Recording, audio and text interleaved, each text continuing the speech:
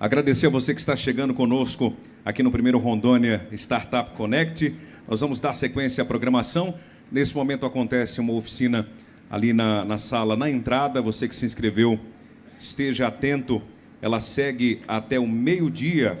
A oficina está sendo ministrada pelo senhor Pascoal Caula, diretor executivo da Urbano Norte, com o tema como escalar um negócio via plataforma digital. Das 9 ao meio-dia, à tarde, a partir das 14, teremos a oficina Modelo de Negócios na Prática, do zero ao Canvas validado, com a senhora Caroline Alves, consultora e gestora de projetos de inovação. Vamos seguir com a programação da manhã. Quem nos acompanha virtualmente, através do canal do YouTube da Faculdade Católica de Rondônia, a você que está conosco presencialmente aqui no estacionamento do Porto Velho Shopping, nós queremos nesse momento convidar para trazer a sua mensagem. Na verdade, nós teremos um painel nesse momento, segundo painel do dia, Rondônia Conectada, quem são os atores que movem a inovação no Estado. Nós queremos convidar para compor no palco o senhor Rangel Miranda, moderador do painel, recebendo os cumprimentos de todos. Os painelistas, Jaqueline Cassol, empresária Jaqueline Cassol. Dr. Márcio Miranda, mais uma vez, vai estar conosco, coordenador do Profinit. E o senhor José Rafael, gerente de tecnologia e inovação do Senai Rondônia. Vamos recebê-los com os cumprimentos e os aplausos.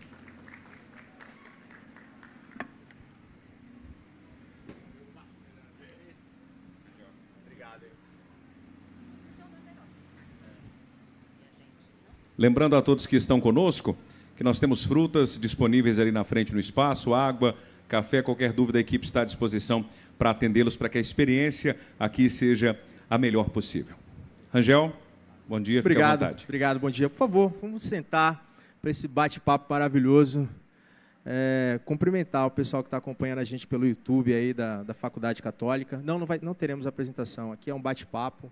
Prazer estar com vocês nessa manhã. Lembrando que nós temos aí 40 minutos para poder extrair o máximo aqui dessa tríade sensacional. Prazer estar com vocês aqui.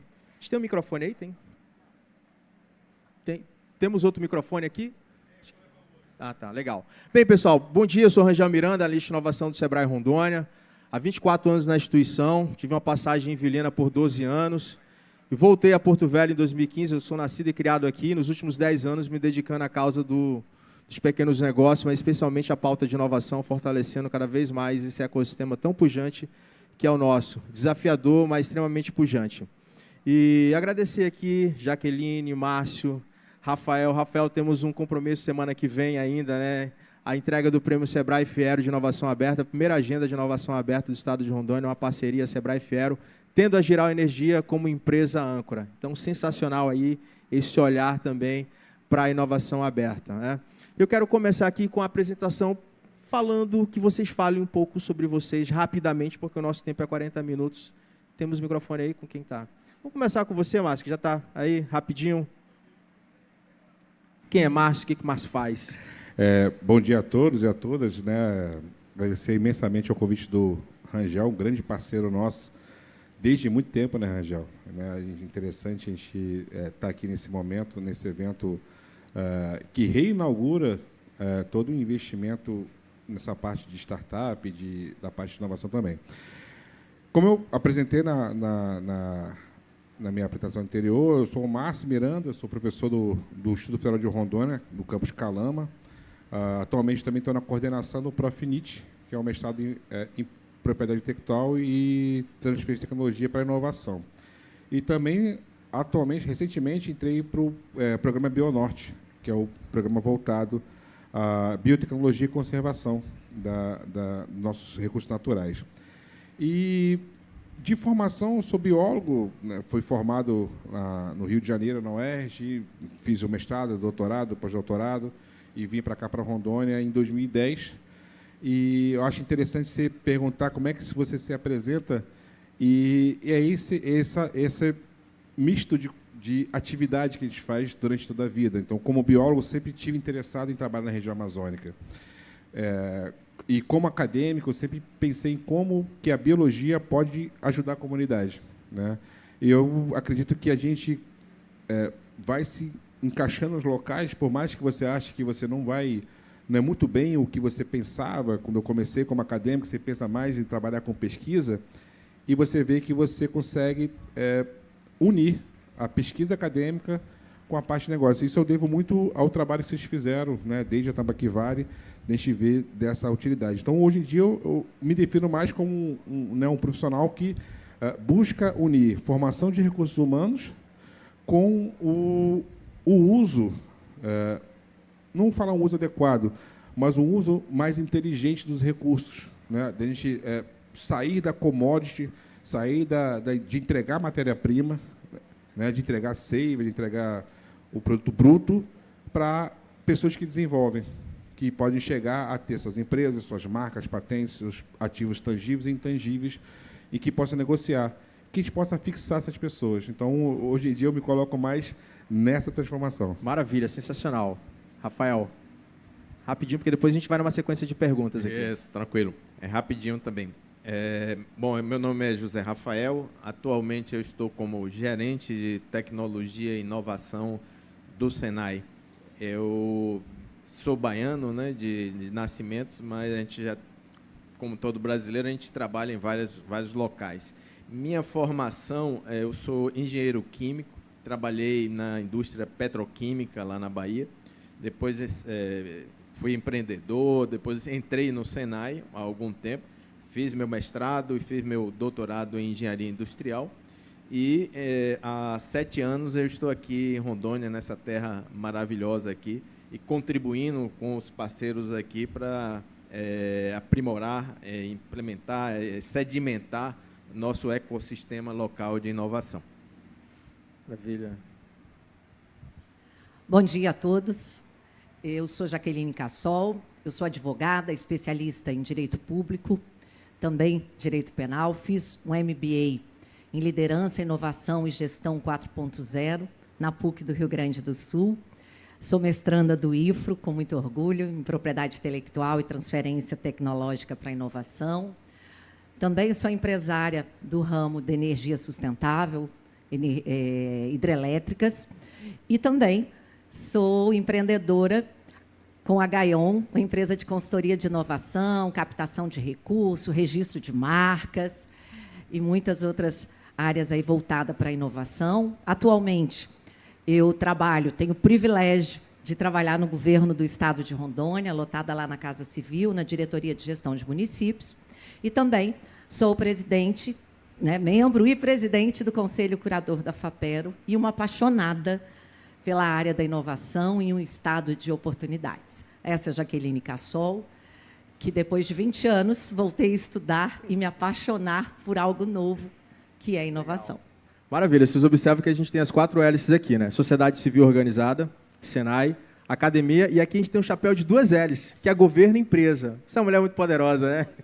Eu vou começar pelo Rafael, que a gente tem olhado muito para essa agenda da indústria. E aí, Rafa, eu queria que tu trouxesse aqui para a gente. Muitas vezes a indústria do Estado ela enfrenta desafios estruturais, capacidade técnica, gestão, digitalização. E de que forma que o Senai tem ajudado essas empresas, especialmente micro e pequenas empresas, a adotarem práticas de inovação, automação e tecnologia na indústria 4.0? Bom, a gente tem aqui no tecido industrial de Rondônia, mais de 95% são micro e pequenas indústrias. E o Senai, a gente tem buscado trabalhar em 3 ações, né? A parte técnica, a parte de capacitação e a parte financeira, porque toda micro e pequena indústria ela necessita desse apoio para poder crescer, para poder melhorar os seus processos. Bom, como é que a gente faz na parte de capacitação? O governo federal, junto com o MDIC em si, existe hoje um programa chamado Brasil Mais Produtivo, que atua em melhorar a produtividade dessas indústrias, né, de melhorar o seu processo em si. É um processo subsidiado pelo governo, em que a micro e a pequena indústria ela participa, tem a parte de consultoria dos nossos consultores do Senai em si, na metodologia do Lean Manufacturing ou manufatura enxuta, E existe também a parte de capacitação dos empregados, para que, quando o consultor do Senai saia, aquela metodologia, aquele conhecimento fique na empresa. Bom, na parte financeira, nós temos principalmente orientado algumas iniciativas de pequenas empresas na captação de recursos por meio de pequenos projetos que eles têm para trabalhar, por exemplo, para propor projetos para o Centelha, que vai ter agora no próximo ano, para o Tecnova, para iniciativas da Suframa, que tem aqui em Rondônia. Então, nós, assim como o IFRO, como a UNI, nós ajudamos essas micro e pequenas indústrias a escrever o projeto, a orientar, a fazer a gestão. Então, essa é uma parte financeira. E a parte técnica em si, nós temos um grande parceiro, que é o próprio SEBRAE, que tem um programa muito bom chamado SEBRAE Tech, em que financia até 70% das consultorias técnicas que a empresa precisa específicas. Então, essas são as 3 estratégias que a gente tem trabalhado junto à micro e pequena indústria. Sensacional, Rafael. Até fazer um destaque, você trouxe aqui o SEBRAE Tech, né? A gente tem um serviço lá, que é o SEBRAE Tech Negócios Inovadores, parceria, inclusive, com a Protec, onde a gente aumenta o subsídio de 70% para 90%. Não para você que tem uma startup, tem uma empresa de base tecnológica, um negócio inovador, a gente tem um serviço que subsidia até 90% o acesso ao serviço tecnológico. Na fase de ideação, na fase de operação, na fase de tração. A gente tem empresas que já tomaram esse serviço. Então, assim, existe muita oportunidade no mercado. E falando em oportunidade, eu quero trazer uma pergunta aqui para nossa queridíssima Jaqueline Cassol, que tem uma experiência, uma trajetória na gestão pública, no setor privado. Olhando para a sua trajetória, gestão pública, gestão privada, como é que você avalia o papel do poder público na criação de um ambiente favorável à inovação em Rondônia? Bom, Rangel, primeiro eu já vou já cadastrar a Gaion lá para conseguir subsídio de 90%, né? Eu tive o privilégio, quando deputada, de... Esse vento está... Gente, para quem faz... O Aldo, cadê o Aldo? Falar assim, as mulheres aqui não são favorecidas. Como deputada, como eu estava falando, eu tive o privilégio de poder discutir sobre a questão dos investimentos, da própria FINEP, de votar, na época, a favor para que o governo federal não fizesse contingenciamento do recurso. Mas, falando especificamente sobre a questão do governo, eu vejo que a primeira situação é a questão de segurança jurídica, ter um marco legal, né, um marco para que as empresas saibam realmente com relação a isso.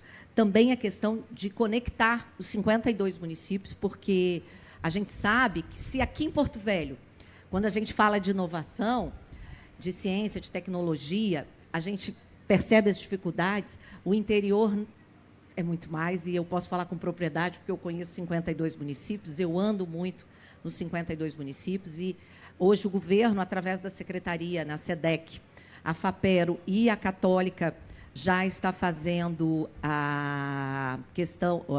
já está fazendo o trabalho de conectar, como ontem o Pedro falou aqui, de conectar mais 8 municípios, e isso é muito importante. O SEBRAE tem um trabalho incrível também que faz isso, e cada vez mais expandir, então é algo assim que é essencial. A questão ao fomento também, o acesso ao fomento, e o governo tem investido através do próprio Pronamp, o Investe RO, Investe Rondônia, e a gente precisa, claro, cada vez mais, né, de ter investimentos, de ter linhas de crédito, de ter editais menos complexos, porque, infelizmente, a gente sabe que ler um edital, e aí eu posso falar como advogada, não é fácil. A gente olha lá e fala, meu Deus, aí imagina, às vezes, o empreendedor que ele não tem um nível superior, ou ele não tem aquela... Ou até tem, mas não tem aquela complexidade para entender... Aliás, para entender aquela complexidade do edital. Então, os editais eles têm que ser mais... não mais fáceis, mas acessíveis, para que realmente o gestor possa, né, ter essas oportunidades. E transformar a inovação em política do Estado. Nós, hoje, temos no governo do Estado, eu tenho o privilégio de ter participado da elaboração do projeto de lei da inovação, Então, nosso governador, Coronel Marcos Rocha, o chefe da Casa Civil, Elias, onde eu tenho o privilégio de trabalhar, né, me permitiram participar também da discussão do projeto de lei de inovação, e já está na mesa do governador para assinatura, e em breve ser encaminhado para a Assembleia Legislativa, para a gente ter também a nossa lei de inovação e a gente ter esse marco legal. Então, um apanhado geral seria isso. Maravilha. Deixa eu fazer uma pergunta aqui. Fica com o microfone aqui ainda. A gente consegue... Eu sei que prazo, a gente tem um prazo a partir de março, é ano político e tal, mas a gente tem, assim, uma previsão de quando é que essa lei, de fato, vai para a Assembleia Legislativa, para que a gente consiga ter isso pactuado de verdade? Ontem, inclusive, eu liguei para a secretária executiva, a doutora Ruth, porque eu queria falar aquilo. Olha, a lei já foi assinada. A lei não, o projeto de lei, a mensagem já foi assinada. E como o governador está, né, fora do Estado a trabalho, acredito que foi num evento dos Tribunais de Contas no Estado, e o governador quer entender melhor, foi o que ela me falou. Ela falou: Jaqueline, o governador não é só um projeto de lei para assinar, é um projeto que ele quer entender, que ele quer realmente gravar uma mensagem, e ele, né, quer fazer isso com excelência. Então, esse final de semana ele está chegando, ela se comprometeu em passar para ele, e que até a semana que vem, né, já estaria assinado. Mas, como não depende de mim, né, eu até pedi, eu falei: doutora Ruth, seria assim, fantástico se a gente anunciasse lá no Rondônia Startup Connect. E ela falou: é verdade, Jaque, mas esse ano vai, e até porque a Assembleia também vai entrar de recesso. Mas pode ter certeza que eu estou lá toda hora batendo na porta. E o nosso governador, que já é um inovador, com certeza ele vai estar encaminhando para a Assembleia. Maravilha. Você e toda uma legião de atores e empreendedores estamos aqui, na torcida para que isso seja aprovado logo. É isso aí. Márcio, você que coordena o Profinit, estou lá concorrendo minha vaga, hein, de mestrado, hein? Vou estar junto aqui, com a doutora Jaqueline e demais parceiros aí que estamos lá concorrendo essa vaga para o mestrado. Você que vem liderando a coordenação do Profinit, pesquisa, ciência, né? Ontem foi falado aqui na palestra do nosso diretor da PUC ontem, ciência, tecnologia e inovação, né? Ciência, quando a descoberta, a pesquisa que resolve um problema; inovação, quando isso de fato resolve um problema real; e tecnologia, quando isso vai para o mercado. Entre pesquisa, trabalho, busca e ir para o mercado, a gente tem um gap muito grande, porque quem está ali pesquisando se olha muito como pesquisador, muito paper. Quais são os desafios hoje, no seu olhar, na sua experiência, de conectar pesquisa com o mercado? Perfeito, Rangel. Esse é um tema bem relevante, porque a gente, quando os alunos entram no Profinit, aí tem a disciplina de propriedade intelectual, a disciplina de prospecção tecnológica, a de tecnologia. A primeira coisa que todos falam é: nossa, eu deveria ter visto isso na graduação. E acaba que ele chega no mestrado, mas pelo menos ele está no mestrado vendo esse tipo de atividade, vendo que ele pode fazer pesquisa, a pesquisa pode chegar à sociedade. Então, eu posso pensar em um projeto que realmente chegue nas pessoas, um projeto que beneficie diretamente a sociedade. E até um dia desse vieram cobrar, que também eu estava na convenção do NIT, né, na inovação tecnológica, sobre informação de patente, que deveria ter mais atividades, né, mais palestras e tal. E eu falei, a questão não é a gente somente palestrar sobre patentes e marcas, porque isso é algo que se está fazendo depois, né, quando a pessoa já teve essa formação e ela vai, né, uma palestra, você não consegue compreender toda a dimensão. A questão é formação. Então, enquanto a gente não estiver formando na nossa graduação, né, e no mestrado, doutorado, independente de ser em propriedade intelectual, que, por exemplo, no próprio Bionorte, que não tivesse sendo conversado, falado, cobrado sobre patente, marca e qualquer produto tecnológico desse tipo, os alunos vão ficar mais voltados ao direito autoral, ao paper, que é o que é cobrado pela CAPES. Agora, a CAPES ela lançou essa política de inovação, que hoje em dia patente, startup, incubação de empresa, vai contar mais do que o artigo, em alguns casos. Então, isso vai ajudar o quê? Que os próprios programas se organizem em torno disso. Então, no Bionorte mesmo, a gente vai já está uma proposta de disciplina eletiva que vai falar sobre prospecção de patente, para que ele saber se o que ele faz na biotecnologia é patenteável. Então, a nossa grande barreira é que essa formação ela chega muitas vezes no final. E, como eu falei, quando você inicia um projeto de P&D, você já sabe que você quer patentear. Você não fala assim, eu vou fazer a pesquisa e, quem sabe, eu vou fazer uma patente. Esse é o sentimento hoje em dia. No final sai uma patente, a gente vai depositar. Não, é desde o primeiro dia. Por quê? Porque você tem que monitorar a tecnologia. Então, vai que você faz 4 anos de doutorado, chega no final, já tem uma patente daquele ali. Só vai servir para artigo. Então, a gente tem que realmente pensar na formação dos nossos alunos, de modo que eles consigam, né, ter um contato gradual sobre o que é pesquisa, desenvolvimento e inovação, para que eles consigam entender, que eles façam um projeto desde o começo, sabendo que vai entregar ao final, ou durante esse período, né? A gente, infelizmente, né, tem essa questão de ficar quantificando a produção e o maior controle em cima de artigo. Mas agora tem essa mudança, essa continuação da CAPES, que traz um pouco mais de luz, né, em que realmente os programas de pós vão ter que se voltar agora para a questão de transferir tecnologia para a sociedade. Maravilha, Márcio. Sensacional você trazer, né, essa informação e compartilhar isso com a gente, porque eu tenho visto, eu rodo o país inteiro em diversos eventos de inovação.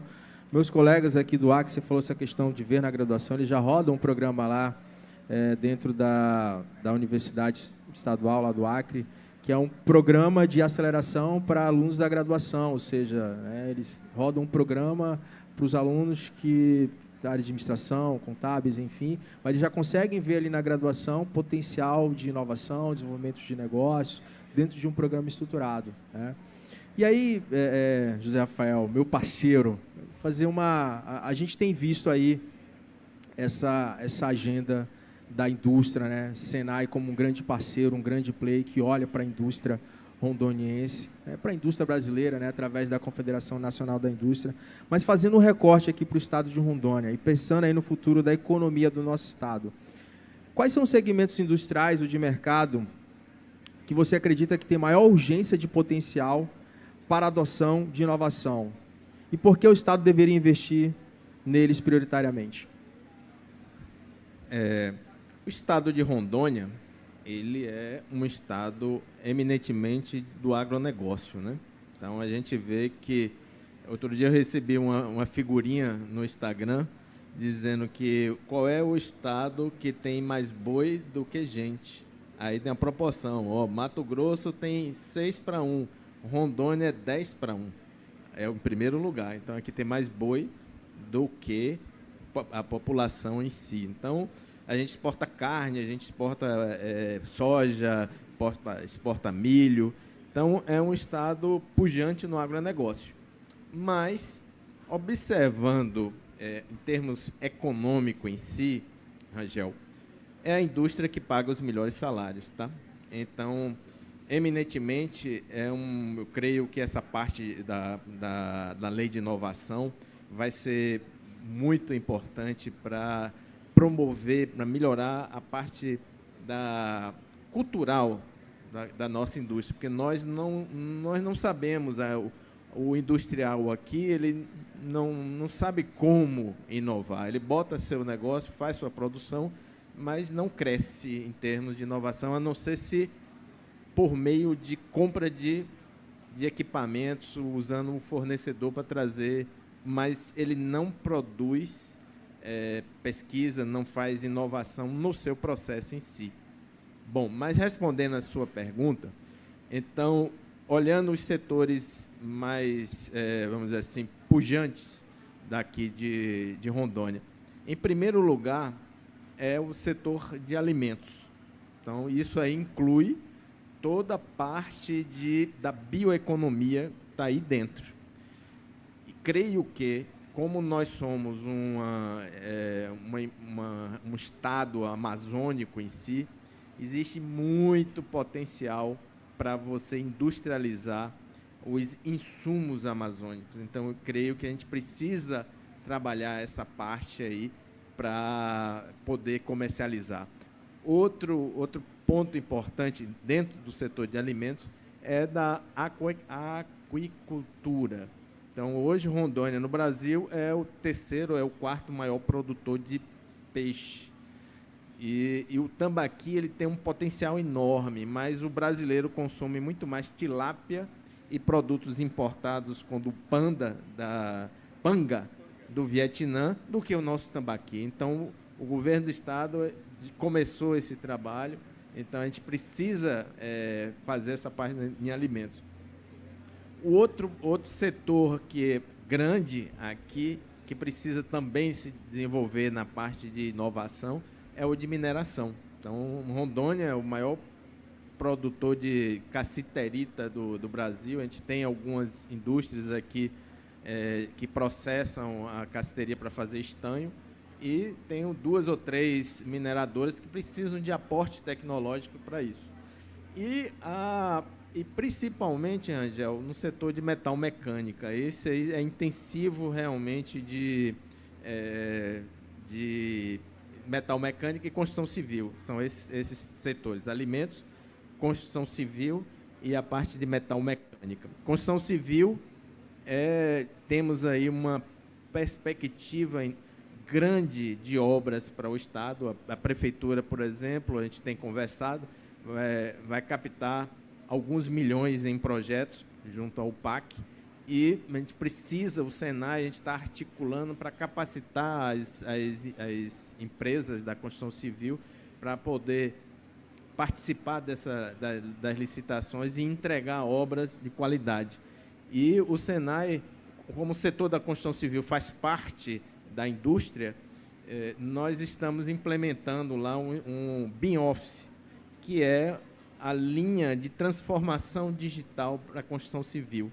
Então, isso é muito importante, é uma regulamentação federal e que todas as empresas vão ter que se adaptar futuramente. Então, esses são os setores, Angel, que na parte que o Estado deve olhar com carinho, da bioeconomia dos alimentos em si, que tem muito micro e pequena indústria, empreendedor, as agroindústrias, por exemplo, então precisam deste apoio. E a gente, o Senai e o Sebrae, em 2026, a gente vai ter um projeto conjunto para apoiar as indústrias de alimentos e as indústrias as agroindústrias em si.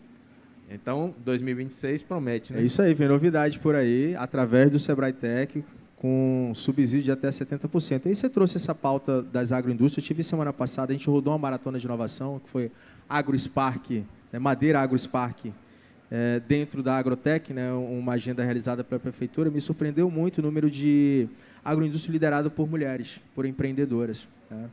A gente tem visto aí um movimento muito interessante, muito importante, né, de mulheres na tecnologia. Inclusive, o Sebrae lançou um super edital para empreendedoras tech para poder acelerar e apoiar essas empreendedoras que estão na tecnologia para o país inteiro. E, para nossa felicidade, a gente teve aí 4 empreendedoras daqui do estado selecionadas nesse chamamento que foi nacional. E aí eu quero trazer essa pergunta aqui para a doutora Jaqueline, importantíssimo. Em estados com realidades semelhantes ao nosso estado, a participação de mulheres empreendedoras em políticas públicas com perspectiva de gênero cada vez é mais debatida. Como é que você tem enxergado o papel do empreendedorismo feminino e da diversidade no fortalecimento do ecossistema de inovação aqui no estado?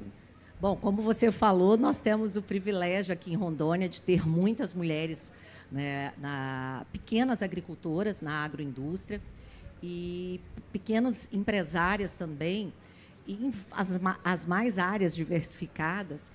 E a gente vê, num levantamento recente do Sebrae, que, a nível de Brasil, as mulheres são a maioria no empreendedorismo. Já ultrapassou, né? Então, para ter uma ideia, Rondônia não é diferente. E eu sempre falo, não é porque a mulher ela quer ocupar o lugar do homem, não, a gente só quer o nosso lugar. Só que, muitas vezes, a gente realmente se sente desamparada. E aí o Sebrae tem um trabalho muito bacana com relação a isso. E eu vejo que o próprio FAPERO, hoje, esses dias eu tive o privilégio de participar de uma apresentação da CAFIX, a Laila está aqui, e só tinha mulheres, né, Laila? só mulheres. Na inovação, a gente ainda vê muitos homens, porque até pouco tempo a gente só associava inovação na parte de TI. E a maioria eram os homens que gostavam da parte de tecnologia. Isso está mudando, e eu vejo que tem que se ter cada vez mais incentivos. O próprio Estado, né, criar também ferramentas para que as mulheres, junto com o SEBRAE e junto com as outras academia, a indústria, para que a gente possa fazer com que as mulheres empreendam mais, que elas tenham uma linha de crédito diferenciada. E dentro do Pronamp tem uma linha ainda para mulheres especificamente, né? E a inovação, no caso, eu vejo assim, como eu falava antes, a diversidade das mulheres, dessa questão da diversidade com as mulheres e a questão de gênero e tal, ela amplia extremamente, além do conhecimento, a sensibilidade. Porque eu vejo quando a mulher ela vem para o processo, ela vem com a sensibilidade, com a visão mais ampla. E eu sempre digo, como na política, quando uma pessoa, né, quando um gestor, ele vai definir, digamos, o prefeito, ou alguém que a determinação do prefeito vai definir lá a linha de ônibus. Se for uma mulher para definir, ela vai observar se tem uma creche ali por perto, se tem um postinho de saúde, como é a parada de ônibus. Se for um homem, ele quer a linha mais curta e ponto. Então, são visões diferentes. E nessa área da ciência, tecnologia e da inovação, as mulheres são essenciais no processo. Eu vejo que nós, mulheres, estamos avançando cada vez mais. E não só na política, mas em cargos, né, de liderança, as mulheres têm crescido, mas nós também temos que nos colocar à disposição. E aqui só dar um exemplo para vocês, que eu, como eu trabalho na Casa Civil, eu fui indicada como membro para o Conselho Curador da FAPERO. E, quando cheguei, perguntei para o Paulo, que é o presidente da FAPERO, deixar aqui mais uma vez meu registro pelo excelente evento. Falei, Paulo, quem que é o presidente da FAPERO, do Conselho Curador agora? Ele falou, Jaqueline, está sem. Aí eu falei assim, e está sem por quê? Falei, não, houve a vacância do cargo, tal. Você tem interesse? Eu falei, claro. O que precisa? Ele falou, fazer eleição. Eu falei, então estou dentro. E aí fizemos eleição por unanimidade. Eu falei, vem cá, e por que antes as pessoas não queriam? Eu falei, geralmente as pessoas não querem muito um compromisso a mais. E, às vezes, nós, mulheres, reclamamos, porque a gente fala, tem um edital aberto para fomento, para você conseguir, né, mais recurso. Ai, não, mas vai dar tanto trabalho na prestação de contas. Mas não sei o quê. Arruma mais desculpas do que realmente a efetividade. Mas, hoje, também, na FAPERO, eles estão lá à disposição para tanto homem quanto mulher, jovens, que tiver interesse em participar dos editais, também para poder ajudar a esmiuçar e compreender mais. Não, maravilha, é importantíssimo esse papel, né? Você falou do SEBRAE, o SEBRAE tem um movimento chamado Plural, que envolve delas, que é o empreendedorismo feminino, envolve o afroempreendedorismo, né? Empreendedorismo periférico, ou seja, todas as camadas sociais são importantes terem acesso a essas oportunidades. A gente está aqui com 8 minutos, eu vou para uma rodada final, mais de consideração do que perguntas, mas desde já agradecer a presença de vocês aqui, atores importantes do ecossistema, né? Esse evento que se consolida dentro de um fechamento importante do estado de Rondônia. A gente costuma brincar que é o Natal das startups, né? Os eventos de final do ano que sela ali tudo que foi entregue esse ano. E aí, aproveitar que o Márcio está aqui com o microfone na mão, a pergunta para provocar mesmo. Qual tabu ou mito sobre inovação em Rondônia você gostaria de derrubar? Então, isso é bem interessante, porque assim, a gente tem uma cobrança de cima para baixo de que a academia deveria entregar certos resultados para a sociedade, né? Só que a academia, quando veio essa parte de que a gente tem que voltar nossos projetos mais para a resolução de problemas da sociedade, a academia fez o dever de casa. Então, muitos grupos, né, não são todos, mas muitos grupos estão voltados a buscar um problema junto à comunidade e entregar a solução. O nosso maior problema é que as empresas não estão chegando na gente. As empresas estão paradas, elas não fizeram o dever de casa. Então, as empresas não buscaram aliar a inovação aos seus negócios.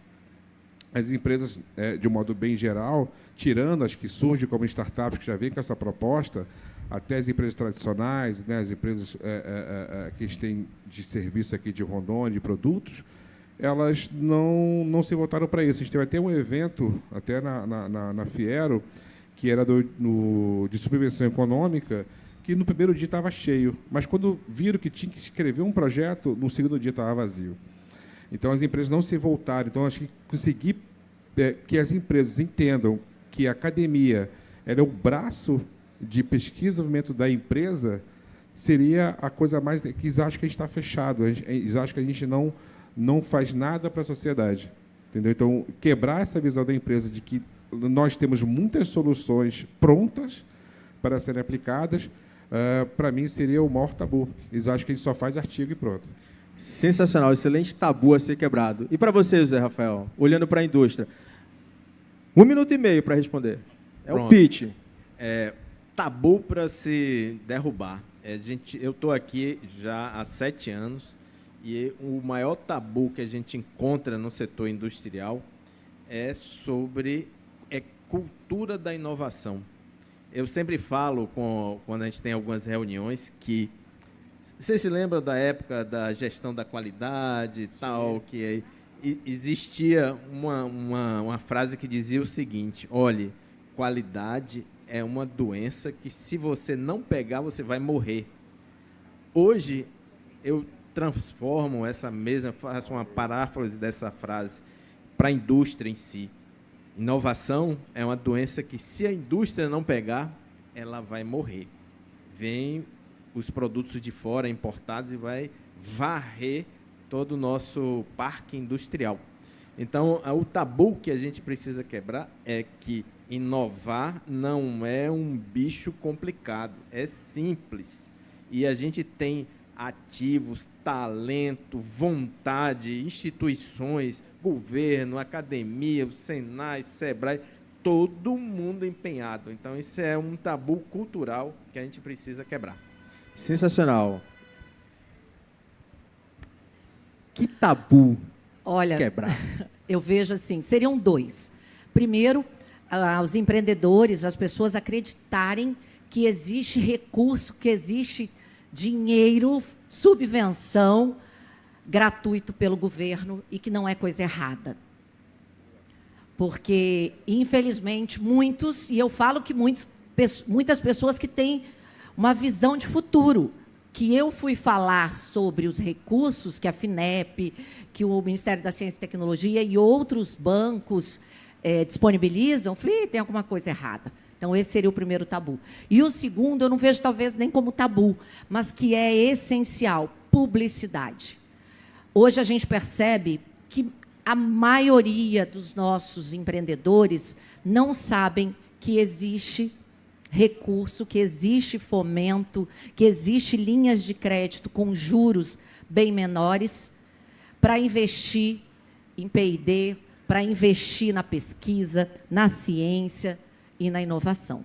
Então, para mim, são os 2, porque, claro, a gente tem começado, e isso já é um marco legal, como foi falado ontem, né, que aqui é o marco da inovação para o Estado, mas nós precisamos divulgar mais, falar mais, tornar realmente acessível, porque nós tivemos o edital da Tecnova, que foi o recurso do governo do Estado com a FINEP, 12 milhões, 13 projetos foram homologados, mas mais de 130, 140 empresas participaram, mas é pouco, é muito pouco. Então, é isso que eu vejo que a gente precisa melhorar, mas nós também temos que fazer o nosso dever de casa e cada vez falar mais sobre as possibilidades e falar sobre esse mundo da inovação. Sensacional. Inovação é questão de sobrevivência e não mais de competitividade. Resumindo. Senhoras e senhores, agradecer José Rafael, Márcio Miranda, Jaqueline Cassol, por esse painel, por esse bate-papo incrível. Estou vendo ali, agradecer a presença do meu amigo Gileno Negreiros, que veio diretamente de Natal. Obrigado pela presença aí. E que tenhamos um dia maravilhoso de muito conteúdo e muita celebração da inovação. Obrigado a todos aí.